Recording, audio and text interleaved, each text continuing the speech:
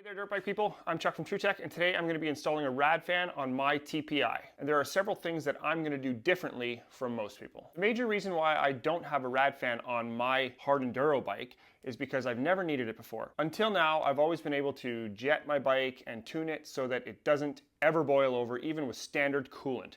This is actually the first bike that I've ever needed to run Evans in. However, I'm extremely happy with the TSP map that I have in here and the changes that I've made using the ERM, and I don't want to change it. It works so good, but it does run hot when I'm abusing the clutch. One of the major drawbacks of having a rad fan is that it can kill your battery, and especially in really gnarly terrain, riding over my head, I might be stalling my bike, I might be pushing it. It's even more likely that my battery's gonna run dead. So I'm gonna do two extra things. Number one, I'm gonna install a voltmeter so that I can watch my battery voltage dynamically. And number two, I'm gonna install a manual override. So what I'll be able to do is monitor my battery voltage, and if it's getting down while the bike is getting hot, I can shut the fan off and let the battery recharge for a little bit, and then I can manually control the fan if I need to. I also looked at several different options for brands of fan kits, and I went with the OEM KTM one because it's made by TrailTech and it has an adjustable thermostat on it. So I can set the temperature at which my fan comes on. For those of you that are familiar with the two different types of fans that you can buy from KTM,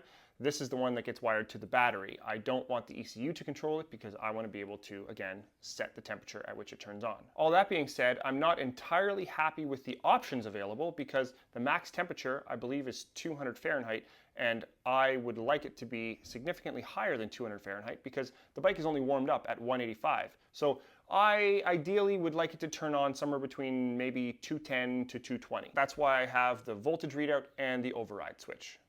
Just quick for those of you that want it, here is a cartoon version of my wiring diagram. You can gladly pause it and use it as you see fit. Now there are a couple other cooling system modifications that I have installed. The big one being this C3 thermostat. I installed this because I wanted the temp readout to be right in the thermostat, as close to the head as possible, so that I got the most accurate reading that I could. The gauge is mounted up here. You can see right now it's 55 Fahrenheit. I just washed it. It's pretty cold outside. And you'll also notice that my bypass is not here. I moved it over to this side so that just in case my rad setup did get bent somehow, it wouldn't puncture the rad hoses. So here's what you get in the box, plus a couple of screws. The wiring harness is sold separately. It's not expensive, but they only had one in stock, so I'll just make my own. So the first thing I'm gonna do is just get my hardware on, and to do that I need to remove this rad. So I've got my rad cap closed, and you'll see as soon as I open it, out it comes.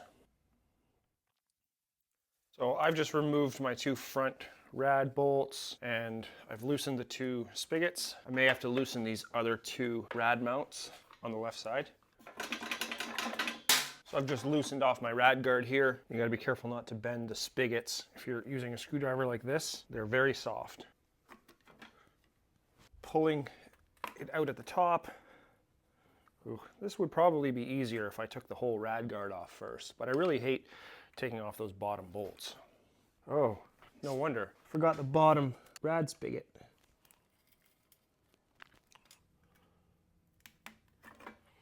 So rad removed.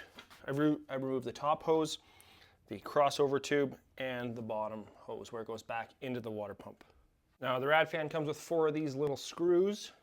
See, the holes already line up. Now I'm not going into super detail about how to put these screws in. This is a totally standard rad fan, nothing special about it. What I am interested in showing you guys is the way that I'm doing up the wiring. Ugh, I hate this. Got this tiny little hammer here with a nylon end on it. Not that I think that's ever going anywhere, but just in case, I'm gonna put a little bit of silicone on it. Now I just put it all back.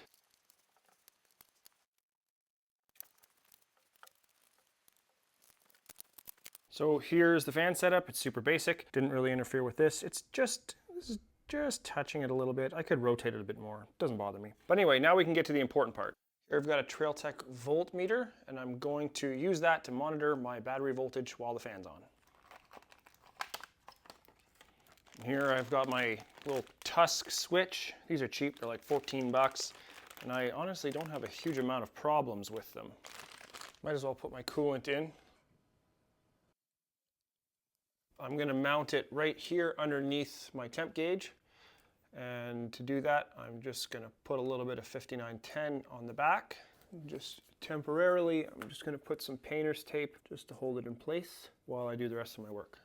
Now, in an effort to keep my bars nice and tidy, and because I don't need this switch very often, I'm mounting it right here to this piece of wiring harness. I've never mounted anything here before. You can see it's under there. I can reach it quite nicely. So that's how it'll be for the first day of riding anyway. I expect if you guys are following along doing this, you're probably gonna mount that switch on the bars, and that's totally okay. But I tend to hit switches that are mounted on my bars with my helmet or my chest protector, or sometimes my camelback straw thing gets stuck on it. So I try to keep everything off my bars as much as possible. Oh, this is the wire from the switch. I've just pulled it through the frame here. I've got the plug for my voltmeter, and that can just drop down here. Now here's my power source. This is just gonna go to my battery. I've got a little fuse block here. That's always important. So I've just cut the end off of, this is my switch. So I'm gonna pre-cut my shrink tube. It's easier to do before I strip the wires.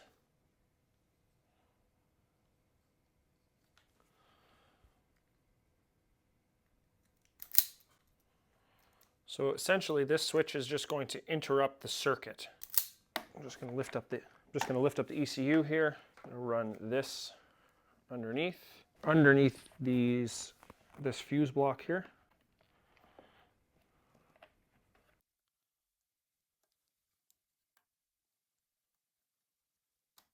I hate adding wiring to my bike. If I have to do that, then I'm definitely going to make it neat. Now I'm just going to cut this. So I just need to know which one of these wires is positive. I want to switch the positive. That's the one there.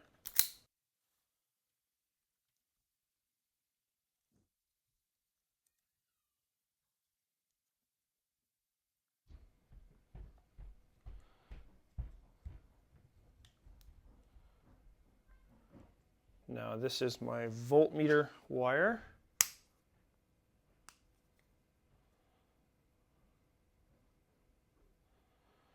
Probably too small to get with my fancy strippers here. Let's do it old school.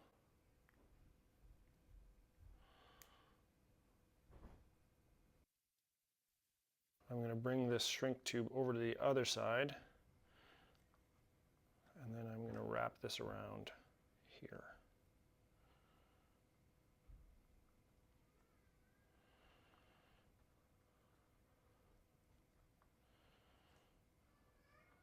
Got my solder, got a little bit of flux.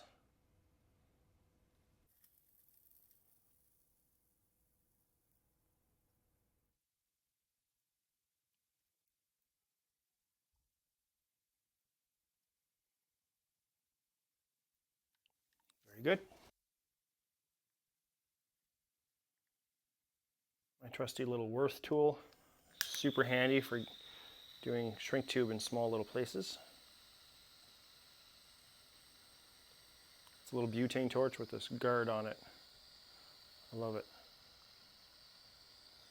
Got my spool of wire here. Feed it kind of where it's going to go.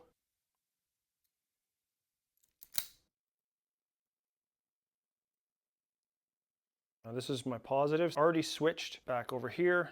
I've got my voltmeter coming in here. I want it on the power side of the switch so it's always reading.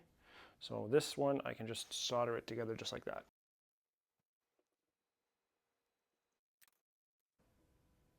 And yes, it is annoying to me that these wires are not all the same color. That's what I got. So on my black wire, got a spool of that too, and the ground.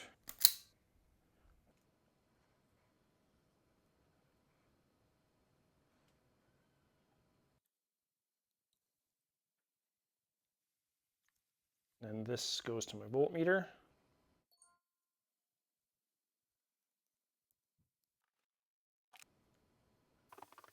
All right, now I've got all my soldering done on this side, so this stuff can all just get tidied up. Now, this is nothing fancy here, it's just regular old electrical tape. I go along the loom once, and then I do a nice tight roll on the way back, keeping everything nice and smooth, and then I snip it off and tape it down.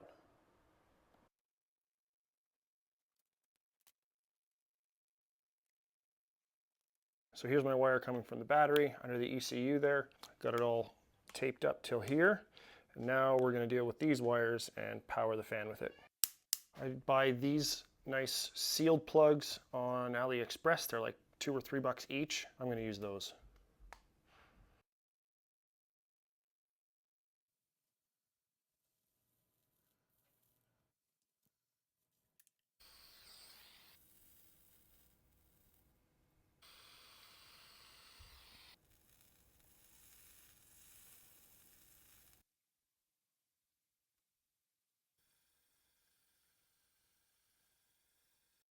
So that's all the soldering done. Now I'm just doing a final tape on the front part of this loom, and then we're ready to put the bike back together.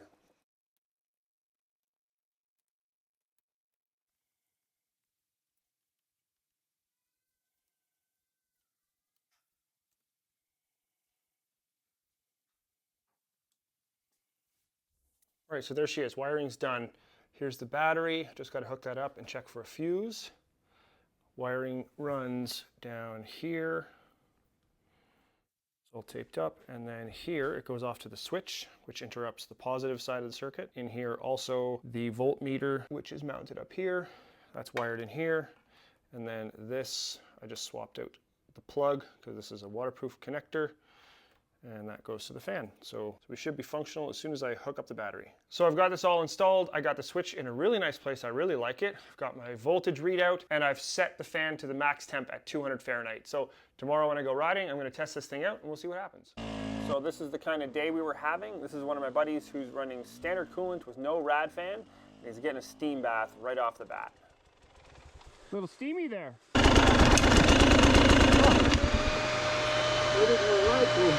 Hey, my fan's on.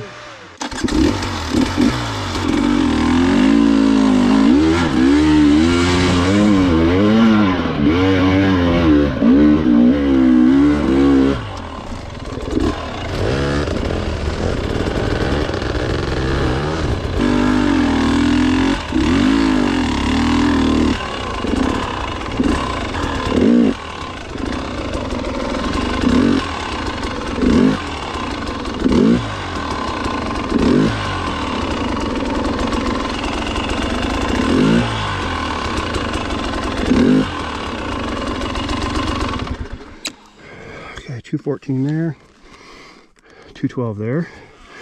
Means my thermostat's working nicely. Now here I knew my bike was hot, so I decided to turn my fan switch on so I can monitor the battery voltage at idle. With the bike running, it's 13. So even with the bike running,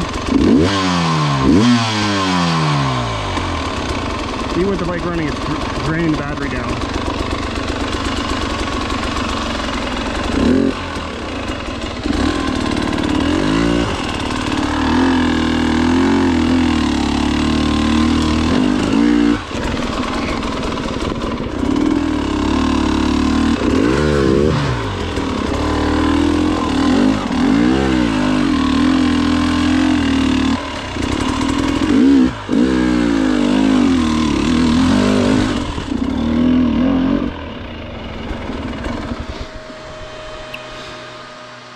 Now here in this scenario, I know that we're going to be stopped for a minute. My fan's going, pulling my battery down, and the engine is heat soaking the coolant because the coolant is no longer circulating. I know that the coolant's going to cool down, no problem, so I'm just going to turn my fan off. The fan is on. Yeah. Did you turn it on, or? I've just been letting it do its thing. So we rode for about 3.5 hours. I just experimented throughout the day with having the fan off and having the fan on. I really like the versatility and the control that I get from both knowing my battery voltage and being able to choose when my fan is on or off. This is definitely some of my favorite type of riding and some of my favorite guys to ride with. Today I'm riding with my good buddy Jan, who is, by the way, just turned 63. And he always makes sure that when we go riding, we got to push our bikes a few times. I really like this fan setup. There's nothing in my way. I don't even notice that it's there, and it gives me full control over what temperature my engine is running at. If you found this video helpful or interesting, I'd appreciate if you let me know. Subscribe, like, comment for sure. If you want to see what's going on more on a day-to-day basis, you can follow me on Instagram. Thanks for watching.